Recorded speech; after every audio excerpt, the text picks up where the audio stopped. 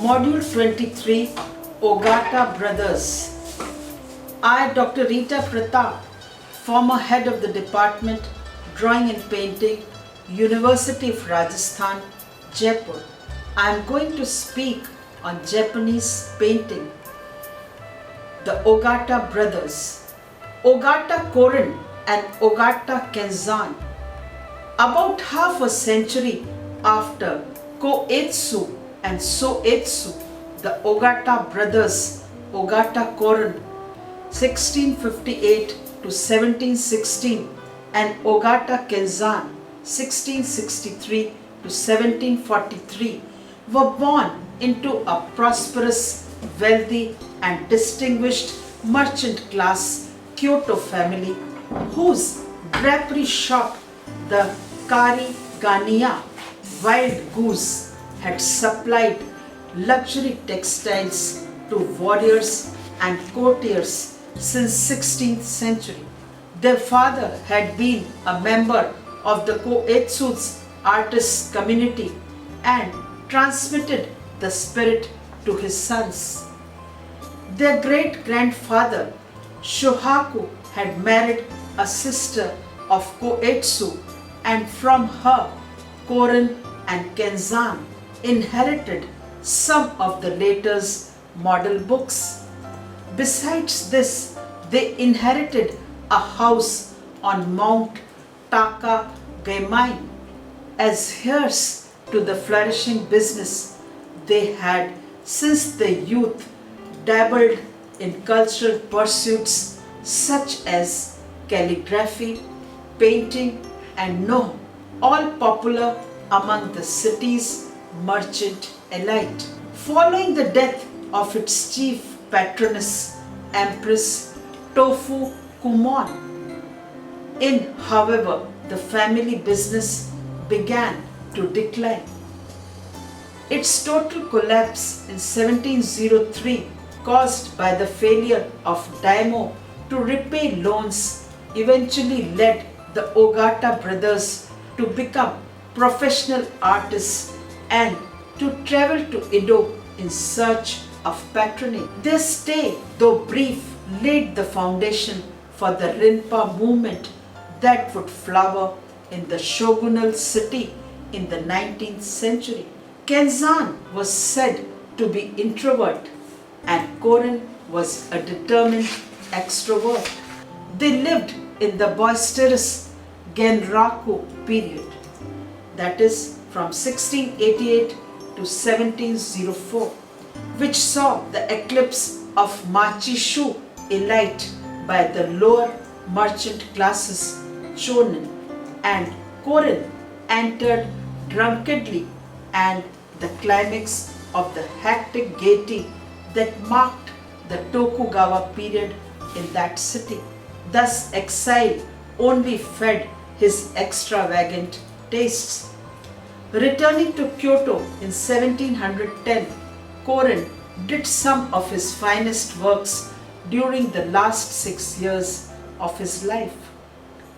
Korin's contribution to painting. Korin learned to paint and developed two distinct styles for which he was famous. In one style, he painted freely, ink and light color with rapid gestural brushstrokes that at the first sight look simple, but on scrutiny show the highly developed taste to be expected of one who moved among the Kyoto tea aesthetes. These are usually in the small format of hanging scrolls suitable for takanoma of a tea room, for fans and for wrapper for incense, but are also seen on ceramic ware that he worked on in collaboration with his brother Ogata Kenzan. His second style is that most influenced by Sotatsu's art, and he made some faithful copies of Sotatsu's work. Other Rinpa artists of the early 17th century and is seen exquisitely decorative painting that display the lavish use of color and gold leaf. His subjects are classic subjects of the Rinpa school, birds and flowers, which in many cases have literary connotation, classical poets and figures from Chinese legends. Koren's work in textile and lacquer design as well as in painting was notable for its urban elegance. Koren was a noted potter and he had opened a kiln at Narutaki, north of Kyoto, in 1699 and worked there for about 13 years. He made square plates with low rim which bear quickly sketched Zen subjects with short poems and were done to add a personal touch to the tea ceremony. The charming imbalance of some of the sketches give them the spontaneous Zen character. Throughout his work, Koren took the asymmetry of koetsu and sotatsu to exaggerate extremes. His lacquer inkstone box with Yatsuhashi 8-fold pleak bridge designed by Koren belonging to Edo, dated to 18th century, for example, uses gold and silver, mother of pearl and pewter in another reworking of the Yatsuhashi bridge and iris theme. The bridge is inlaid with lead like koetsu, but the angle is much steeper. A pair of 2-panel folding screen, early 18th century, ink colors and gold on paper, named red and white prunus, in the collection of Museum of Art, Atami. The angular contours of the plum trees serve as a foil for the broadly undulating pattern of the river. The novel device of using flowing water as a unifying element inspired generations of artists. Koren's watercolor sketches are quite distinct from the stylish glitter of his other works. Flowers and grasses, hand scrawl, colors and white pigment on paper, dated to 1705. For example, is relaxed and intimate. Working in a boneless technique, he outlines the blue and white flower petals in a fluid, evocative, calligraphic style, and the leaves and smaller flowers are borderless and further softened by the use of tarashikomi. He painted this when he first went to live in Edo. Koren was more clearly Japanese in employing curvy liner rhythms by way of examples, gold backgrounds on pair of paper screens, set of irises, double 6-fold screen, colors and gold foil on paper belonging to 18th century. Growing like bouquets, they gradually move back across the surface. In irises, he boldly covers a double 6-fold screen with brilliant repetition of a single motif, blue irises, green leaves. The 4 groups on the right in inverted triangle formation gently descend, while 5 unequal groups on the left hand screen increase in size and height towards the left. The rest is gold foil. There are no plank bridges, rippling waves, meandering earthen banks, or emotive clouds. The work is hard-edged and uncompromising.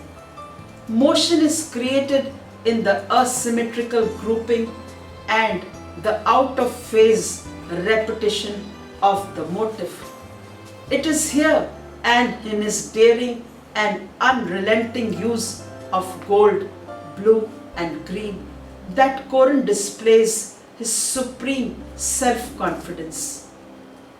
Irises being Koren's most famous works, this pair of 6-panel screens are displayed every year from May to June at the Nezu Museum in Tokyo, showing clumps of irises on background of gold leaf. Here Koren used no outline to define the shapes of the plants and just painted the color directly on the paper, a flat green for the leaves and 2 shades of blue to give a certain 3-dimensional effect for flowers. At first sight, and especially in low lighting, the effect in one of seeing a silhouette of the forms against the glowing gold background, with the clumps of flowers forming an almost musical composition. The screens are always displayed as they would have been on the tatami covered floor of 17th century palace, standing a zigzag with a 90-degree angle between the panels. The musical analogy can be carried further when one looks at these screens from either side.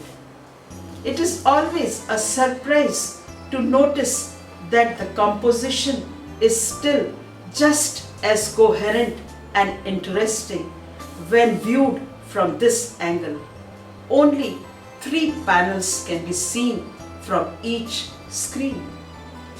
Since Heian times, irises had been associated with 8-fold plank bridge, Yatsuhashi, zigzagging over swamps among wildflowers in the Heian Tale of Issei. The hero pauses by stream banked with wild irises. Koren removed the bridge and the hero, reducing the image to the flowers alone. Koren thus has removed all external props, framework or borders, and plunged the viewer into the scene and create a sense of immediacy and personal involvement. Cranes, a pair of 6-panel screen, ink and colors on gold leaf, and at present in the collection of Freer Gallery of Art, USA. In the studies of flying cranes, Koren's fly upwards at a much sharper angle than those of Koetsu or Sotatsu. He has contained the water to an enclosed pattern on each side and has lined up the cranes to make a bold composition.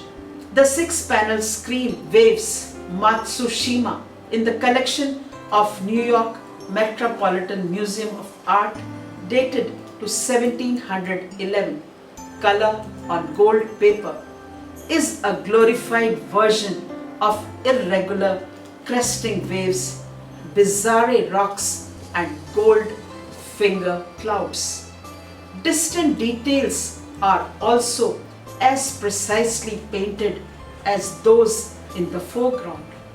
This painting shows him inspired not by pattern making but by nature herself, though this is nature as seen through the eyes of the southern Shung landscapists, whose ideals he mastered in the course of his youthful studies of the Kano style.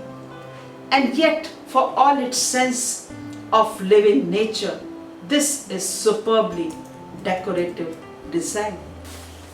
In Koren's paintings, grasses, morning glories, lilies, hollyhocks, Japanese lanterns, ferns, bamboo, plum, cherry and fir trees all grow gaily out of the foot of the golden screen or sliding doors, leaving the upper third of the surface unbroken.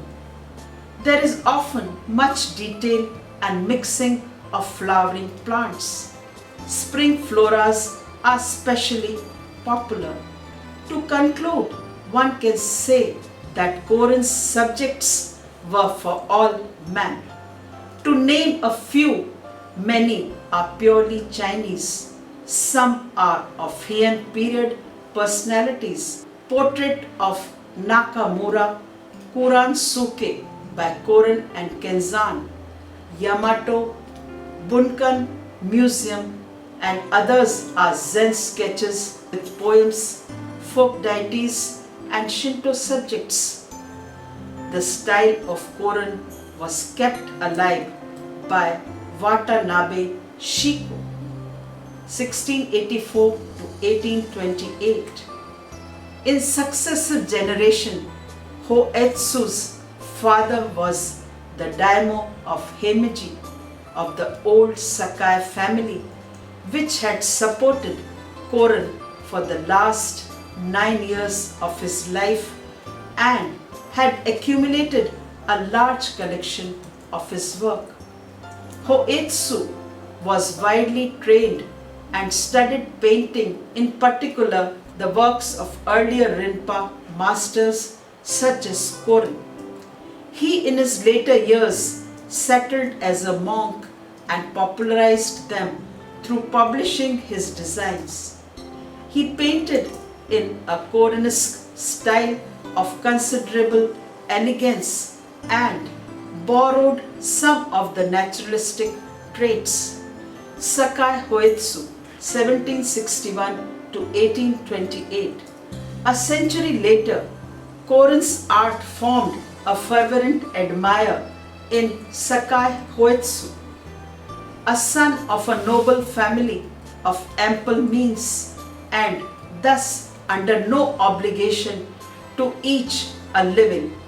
He spent his whole life in the enjoyment of artistic pursuits, writing Hakkai poems of 17 syllables and practicing calligraphy and painting.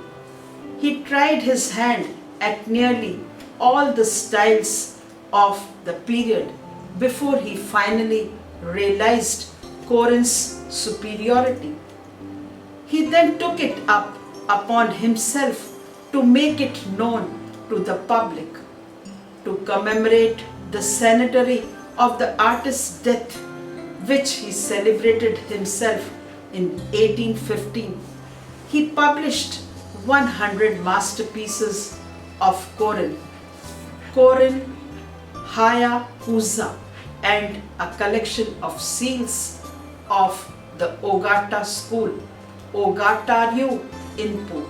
At the same time, he sought to restore and stimulate the appreciation of Korin's art by means of his own brushes and accordingly executed a number of paintings, chiefly of flowers and birds. On the back of the screens of the wind and thunder gods, painted by Korin after Sotatsu, which were then in his own collection, today in the keeping of the Commission for Protection of Cultural Properties, Tokyo. Hoetsu added 2 compositions of autumn plants in the wind and after storm, a theme closely akin to the main subject of the screens. Against a silver background, agreeably contrasting with the gold ground. On the other side, he expressed the poetry of nature with all the delicacy of spirit and touch characteristic of the late 18th century dilettantes. As said and pointed out earlier, the style, or rather the aesthete of the Sotatsu Korin school, unlike that of the other schools of Japanese painting, was not transmitted by a family tradition or by a filiation from master to disciple. This aesthete, forming part and parcel of the Japanese mentality, was nurtured and revived by an independent admirer after a certain lapse of time. For this reason, the art of this school, and particularly that of Sotatsu, still awakens a response today and continues to extend its influence over the most modern artists. Suzuki Kitutsu and other contemporary Nakamura Hochu flourished in late 18th and early 19th centuries, showed a little more imagination in their treatment of Rinpa themes. Kitsu worked as an assistant to the illustrious Sakai Hoitsu, and therefore his works tend to be considered as being somewhat in the shadow of those of his master. But even though his works show less finesse, his compositions are much more dramatic. In his two-panel screen of Field of Suzuki Grass, ink and silver on silver leaf, and at present in the Chiba City Museum, Japan, one of the 7 flowers of the fall, Suzuki Grass shimmering silver in October sunshine, is one of the unforgettable images for anyone who has lived in Japan. In this screen, Kitsu has emphasized his image by using a background of silver leaf and has used the shapes of the feathery seed heads of the grass to make a painting that is more pattern than picture. A different but equally imaginative sense of design, Nakamura Hochu was a master of Rinpa decorative technique of Tarashikomi, which he used in his small-scale works such as fans and hanging scroll. Ogata Kenzan, 1663 to 1743. Kenzan was the younger brother of Koren Ogata. He was a calligrapher and a distinguished ceramist. He studied first with famous Kyoto potter, then with Koetsu's grandson Kucho, and became a celebrated potter, combining the dignity and mobility of Koetsu with the inventiveness of Oribe, a Zen Buddhist. He opened a kiln at Narutaki, north of Kyoto, in 1699 and worked there for about 13 years. Kenzan made dishes in the early Narutaki period which Koren decorated. These were mostly square plates with low rim. They bear quickly sketched Zen subjects with short poems and were done to add a personal touch to the tea ceremony. The Mino wares of Oribe attracted him most, and his style has some similarities with the Mino ceramics. He is at times also said to be the successor of Nensei, the innovator of the Kyo-yaki of Kyoto, the type known for colorful floral overglaze enameling. Kenzan did sometimes use this technique, but he preferred to retain his own style. An example is of an 18th century tea bowl which is painted waterfall, white slip, glaze and rust painting.